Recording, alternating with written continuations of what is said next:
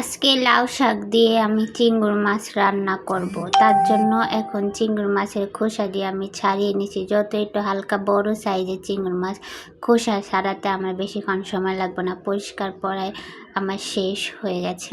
কয়েকটা চিংড়ি মাছের সঙ্গে চিংড়ি মাছের সব কয়টা মাথা আমি পাটাতে ভালো করে নিপিস করে বেটে নেব। নিপিস করে বাটানোর একটাই কারণ চিংড়ি মাছের মাথা বাইটটা দিলেই শাক সবজি খেতে খুবই ভালো লাগে। তার সঙ্গে কয়েকটা পেঁয়াজ আমি ভালো করে বেটে নেব, কারণ পেঁয়াজ বাটা যে কোনো তরকারি বেটে দিলে ঝোলটা খেতে ভালো লাগে। যেহেতু আমি ঝোল রাখবো তার জন্য একটু পেঁয়াজ বাটা অবশ্যই দেব। কয়েকটা কাঁচামরিচ আমি এটার সঙ্গে ভালো করে বেটে নেব, কারণ কাঁচামরিচ তো হালকা একটু বাইটটা দিলে তরকারিটা খেতে ভালো লাগে। যত আমরা এই তরকারির রঙটা লাল করতে চাই না, তার জন্য আমরা কাঁচামরিচই পেস্ট। এখন আমার একে একে সব করে বাটা শেষ। এখন আমি ওই শাকটি আগে থেকে কেটে রাখা শাকটি ভালো করে এখন আমি পানি দিয়ে ধুয়ে নেব। আমার শাক ধোয়া পড়াই শেষ। এখন রান্নাটা আমি বসিয়ে দেবো। এর থেকে আমি তেল ঢেলে নিয়েছি। এখন ওই বাটা মশলাগুলো দিয়ে দেবো, যেহেতু আমি আগের থেকে যেগুলো বেটে রেখেছি চিংড়ি মাছের মাথা, এখন এগুলো ভালো করে আমি তেলের ভিতরে হালকা ভেজে নেব।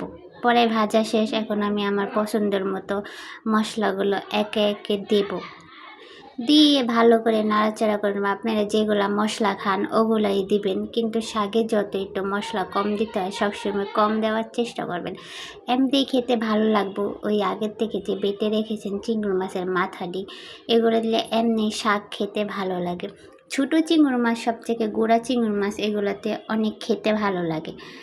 আমি এগুলা ততক্ষণই কষাবো যতক্ষণ এটা ঝোল কমে না আছে, এতে তেল না বের হচ্ছে।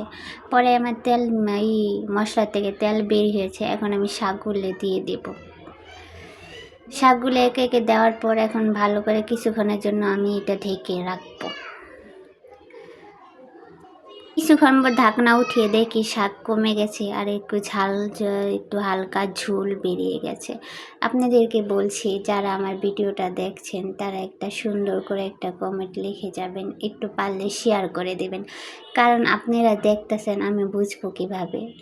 আমার ভিডিওটা একটু দেখে শেয়ার করবেন, আমিও যে আপনাকে কমেন্টে রিপ্লাই দেবো। এটাই তো নিয়ম ফেসবুকের।